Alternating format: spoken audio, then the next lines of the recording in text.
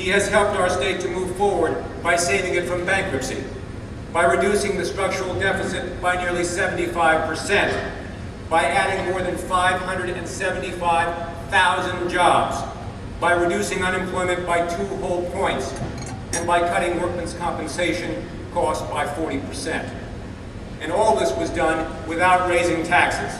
Even better, the personal income of Californians has risen at an annual rate of 6%. He has identified our state's infrastructure as job one in California with his Build It campaign and has served as a leader in that movement. He says, build it when it comes to the strategic growth plans. The Bay Area Council says, build it now so that we can have a comprehensive new infrastructure to keep our state competitive and to provide for the Bay Area's future economic prosperity. A true friend of the Bay Area Council, our guest visited with the Executive Committee in his first year in office. Just last month, helped launch the Bay Area Economic Profile with Lenny Mendonca, and today he joins us for our Outlook Conference.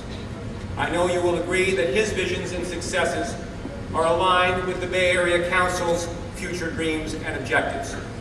So may I say, I am proud to introduce you to a man who believes in the American dream because he is living it.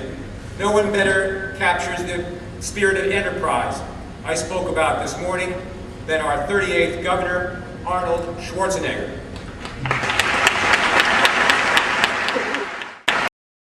Gervais, the only authentic French restaurant in Silicon Valley. Thank you very much, Alex, for the wonderful introduction. It's nice to be here today at your Outlook Conference, or Economic Outlook Conference. I also want to say thank you to Secretary Sonny McPeak for being here today. This was actually the former chairwoman of your organization, and I also want to thank Jim Wunderman, or whatever how you pronounce it in English. I call it Wunderman. That's the correct pronunciation. So anyway, and thank you for having me here today. I really appreciate it. I'm sorry I don't really have a prepared speech here, but I did not know that I'm going to talk to you today until just 4 months ago.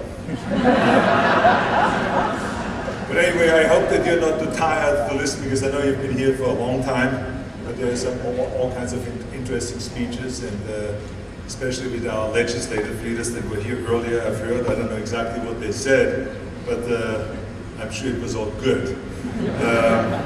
But I first want to say that it is, I wanted to talk to you a little bit about our preparedness, because this is the 100-year anniversary, the day of the San Francisco earthquake. And earlier, I had the honor of speaking at this anniversary ceremony in San Francisco. This is a perfect day, actually, to talk about our preparedness. And one thing I wanted to let you know is that when it comes to disaster preparedness, we have the best plan in this state, in the entire nation, if not the entire world. Now, that does not mean that we have it perfect. It just means that we have the best. But this is one area that you don't want to really go and kind of relax and say, let's celebrate, we're having a great plan. It's something that is an ongoing improvement. You always have to work on it, because failure is no option on this. So my administration, since I've come into office almost 2.5 years ago, it was one of my buddies besides to do everything that we can to make our state more prepared. My administration is therefore committed more than $1 billion in federal funds to create it. And we authorized hiring of nearly 302 CHP officers, $49 million to help us respond to possible disease outbreaks, which is a whole new challenge now with the pandemic, or with the avian flu.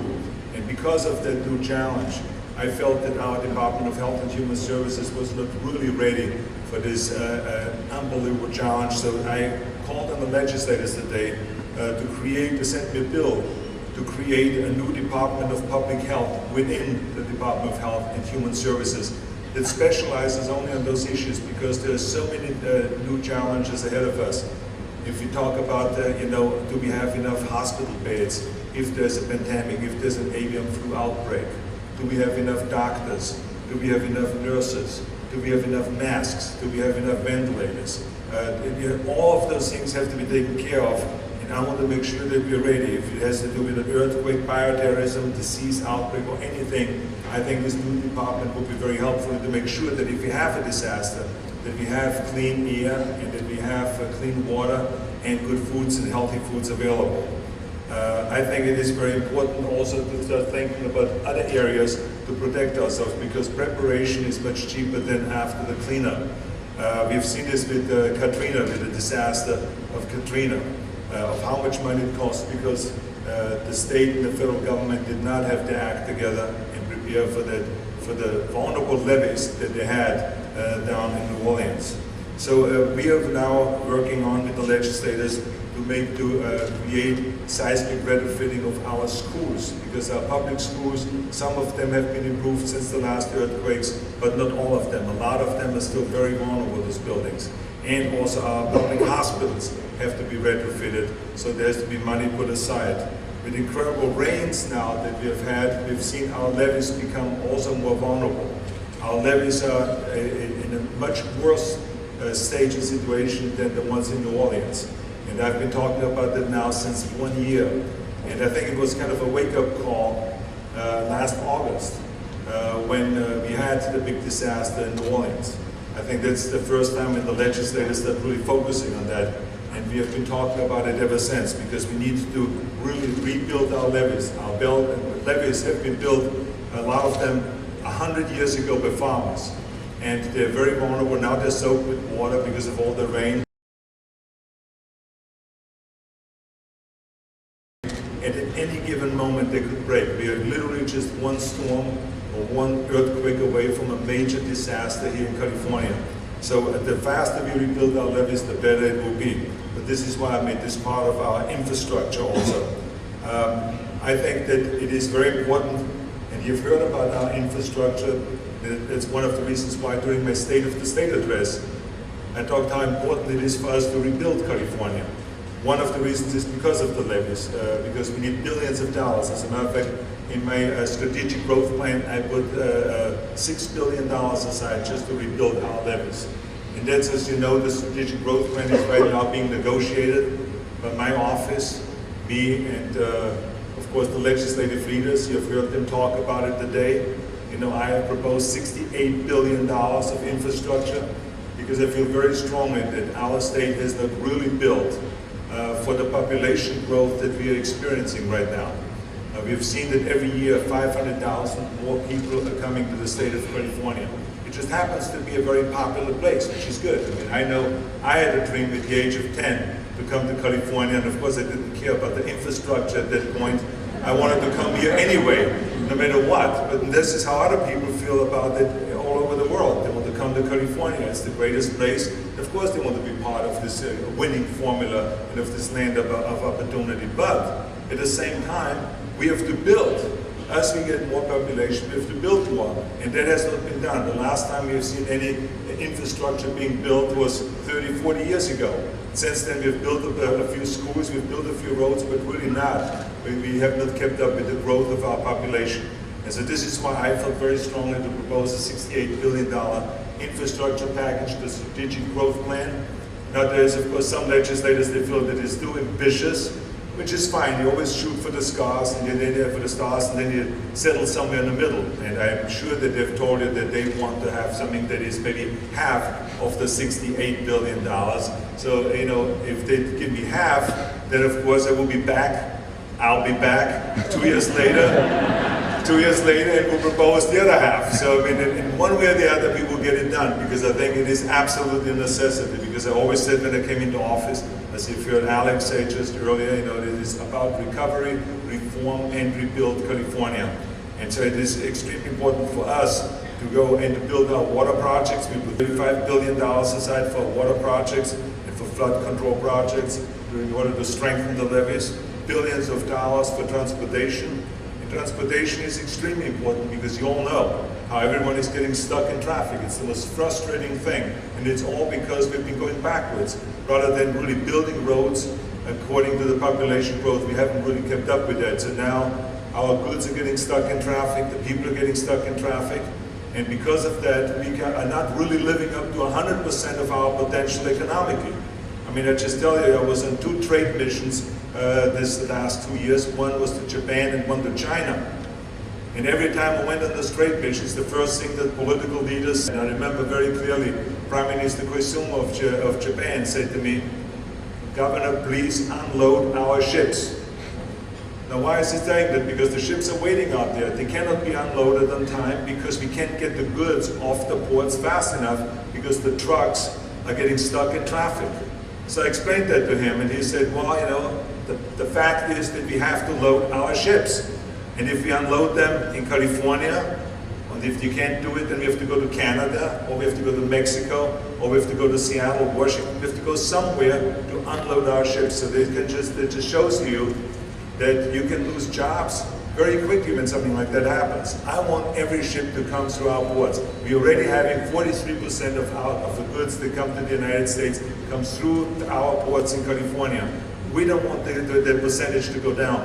We need those jobs, and it is important for us to build those roads. It is also important for us to expand and to build more classrooms. My proposal is 40,000 new classrooms because our schools are really cramped. They're bursting at the seams. Our kids have overcrowded classrooms, overcrowded schools. So it's important to build this 40,000 new classrooms and to modernize the other 140,000 classrooms. It's also very important that we go and expand our universities and our community colleges, that we put more money aside for vocational or career tech education. It is also important that we build more prisons because our prisons are now 180% overcrowded. Now that is terrible because that's why we have so much violence in those prisons, stabbings and all kinds of problems in those prisons because they're overcrowded. We need to build more prisons and we need to build more courts. Now of course for the political leaders and for the legislators, the problem we have is they go and they take polls and they see that the polls, prisons is not really a priority to the people. They rather build schools. But let me tell you, it doesn't mean that we should not build prisons because we have to. It is our responsibility. So as we move on with our infrastructure, it is important that we come to a conclusion with that our legislative leaders make a deal now with us once and for all. I've heard that they have spoken positively about the infrastructure. And of course, you know, it is very difficult when you have an idea, then you have 120 people in the building that all have their own ideas all of a sudden, even though they haven't talked for 3 decades about infrastructure, but now all of a sudden it's all their great ideas. Governor, what about building this dam over here in this area? What about some surface storage over here? What about building 100 different soccer fields in California? And what about, you know, cleaning up our parks? So there's all those different ideas. And you know, to me, what is important is that we go after the main things: schools, levees, transportation system, you know, the prisons. Those are kind of the important things, and then we can go after that. But I'm very pleased the way things are going. I want to actually compliment Speaker Nunes, Senator Parada. I want to also compliment Senator Ackerman and Kevin McCarthy and George Pleasure, all of those guys, for having done a great job. And really, there's the will there. There's the will there to make it happen. And what is amazing about it is that when I ran for governor 2.5 years ago, people said to me that you shouldn't run for governor because this is a hopeless situation. And they said they would never be able to bring Democrats and Republicans together. Well, the fact of the matter is we did. And because we brought them together, not on everything, of course, you know, there's always fights, there are always arguments, and there's always politics involved in a lot of those things. But the fact of the matter is we did a lot of things together. And because of this working relationship that we have created between the Democrats and the Republicans, we achieved a lot. And I think that that is one of the reasons why we have been able to bring our economy back. Even though, again, people said there will be no way that we ever will get our economy back, and that we will be able to pay off our debt. I just wanted to take you through a list of things that we did have accomplished in this last 2 years since I've come into office. We have created 577,000 new jobs. The unemployment rate has dropped nearly a full 2 points since November 2003.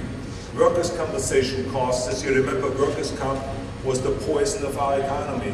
We got together, we reformed workers' compensation, We did true reform, not a bogus reform that was done in previous years, but a true reform.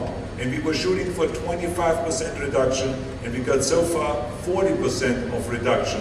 And there's another 16% coming. And we have also vetoed more job killer bills than ever before. And our personal income has grown by 6% at an annual rate. And we have cut the structural deficit by 75%, from $16.5 billion to $4.7 billion. And we helped pass Proposition 64, curbing frivolous and costly business lawsuits. And we sold California on 2 of our highly successful trade missions, one to China and one to Japan. And we will continue doing trade missions also to Europe, Mexico, Canada, and other places. And people feel much better about our business environment here. And this is why people are coming to do business with California again. This is not only from other states, but from around the world. Our credit rating has improved since I've come into office 5 times. And the revenues are up now from $76 billion when I came into office to $94 billion. And we also are able to fund now, because of those revenues, Proposition 42, transportation, which has been extremely important because, as you know, the state has robbed the transportation fund blind. They've taken money every year, so we started funding it for the first time. And we're paying down also our debt already, and we're putting money into the rainy day fund. And we are fully funding education. $54 billion this year, kindergartens through 14. So I think that all of this is a great accomplishment, and we did all of this while not raising taxes, because that is the important factor here. So I just want to tell you that our future for this state, our economic future and our future in general is great. This state, when I came over here in 1968 to this country and became part as an immigrant, part of this great land of opportunity, I saw this as the greatest state, the greatest place in the world. Well, it still is today, and now with these plans and the way our economy is coming back, I can guarantee you it will continue being that way. This will continue being the golden state by the dream, and the golden dream by the sea. And I tell you that I'm absolutely ecstatic about the fact that I'm governor, even though it is hard work, but I'm having the greatest time doing this job, because I have benefited so much from this great state when I came here. Every single thing that I've accomplished was because of this great state. If it is my bodybuilding career, if it's my movie career, making money, the various different businesses that I've had, my family, the wonderful 4 children, my great wife, and everything is because of this state and because of this great country. So for me, it is a great pleasure and it is an honor to be the governor and now to be able to give something back to the state that has given me everything. So with that, I just want to say thank you very much for listening, and we are living in the greatest place in the world. Thank you very much. Thank you.